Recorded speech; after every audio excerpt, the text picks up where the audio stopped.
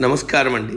భగవద్గీతలో నేడు 17వ అధ్యాయము శ్రద్ధాత్రయ విభాగ యోగం నందు 16వ శ్లోకము తాత్పర్యం వినిపిస్తున్నది మీ విజయభాస్కర్. మనః ప్రసాద సౌమ్యత్వం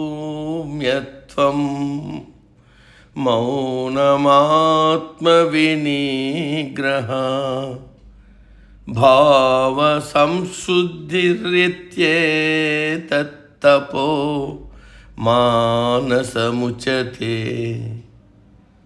తాత్పర్యం: మనస్సును ఎల్లప్పుడూ నిర్మలంగా ఉంచుకోవడం, సౌమ్యంగా ఉండడం, ఎక్కువగా మాట్లాడకుండా మౌనంగా ఉండడం, ఆత్మను అటు ఇటు పోనీయకుండా అదుపులో పెట్టుకోవడం, ఎల్లప్పుడూ మనలో కలిగే భావాలను పరిశుద్ధంగా ఉంచుకోవడం, ఇవన్నీ కూడా మానసిక తపస్సులు అని చెప్పబడ్డాయి. ఈ శ్లోకంలో పరమాత్మ మానసిక తపస్సు అంటే ఏమిటో చెబుతున్నాడు. మానవులు శారీరక తపస్సు, వాచక తపస్సు ముందు ఆచరించి తర్వాత మానసిక తపస్సును ఆచరించాలి. అంతేకాని ముందే మానసిక తపస్సును ఆచరించడం మొదలు పెడితే అతడికి వైఫల్యం తప్పదు. ఎందుకంటే శరీరం, వాక్కు మన ఆధీనంలో ఉంటాయి. వాటిని మనము ఆధీనం చేయవచ్చు, అదుపులో ఉంచవచ్చు. కానీ మనస్సు మన అధీనంలో ఉండదు. కాబట్టి మానసిక తపస్సు పై రెండు తపస్సులతో పోలిస్తే కష్టమైనది. మానసిక తపస్సు అంటే మనస్సును ఎల్లప్పుడూ అలజడి లేకుండా, ఒడిదొడుకులు లేకుండా, ఒత్తిడి లేకుండా నిర్మలంగా, నిశ్చలంగా, ప్రశాంతంగా ఉంచుకోవడం. చాలామంది భవిష్యత్తు గురించి ఏం జరుగుతుందో ఏమో అని ఎప్పుడు ఆందోళన పడతారు. అది మంచిది కాదు. జరిగేది జరుగుతుంది. దానికి అనవసరమైన ఆందోళన చెంది మనసును, శరీరాన్ని దుఃఖమయం చేసుకోకూడదు. ముఖం ఎప్పుడూ ప్రసన్నంగా ఉంచుకోవడం, మనసులో ఎలాంటి క్రూర భావనలకు, చెడు తలంపులకు చోటివ్వకపోవడం, ఎల్లప్పుడూ దైవధ్యానం చేయడం, మనస్సును నిగ్రహించడం, ఇతరులకు హాని చేయాలని, ఇతరులను మోసం చేయాలని తలంపు లేకపోవడం, ఇవన్నీ మానసిక తపస్సులు అని అంటారు. అందుకే మొట్టమొదట మనఃప్రసాద అని వాడారు. అంటే మనస్సు తేటగా, నిర్మలంగా, ప్రశాంతంగా, ఎటువంటి కలతలు లేకుండా ఉంచుకోవాలి. మనసులో రజోగుణము, తమోగుణము ఉంటే మనసు అలజడిగా ఉంటుంది, మత్తుగా ఉంటుంది. కాబట్టి ఆ లక్షణాలు తగ్గించుకోవాలి. మనస్సును సత్యగుణంతో నింపాలి. అప్పుడు మనస్సు ప్రశాంతంగా ఉండే అవకాశం ఉంది. అంతకుముందే మనసు అలజడిగాను, మకిలి పట్టి ఉంటే ఏమి చేయాలి? దానికి ఒకటే మందు: భగవంతుని గురించి ధ్యానం చేయడం, ఓంకారం జపించడం. అన్ని మానసిక వ్యాధులకు ఇదే మందు. మానసికంగా అలజడి, చాంచల్యం, అల్లకల్లోలం ఉంటే భగవంతుణ్ణి ధ్యానం చేయాలి.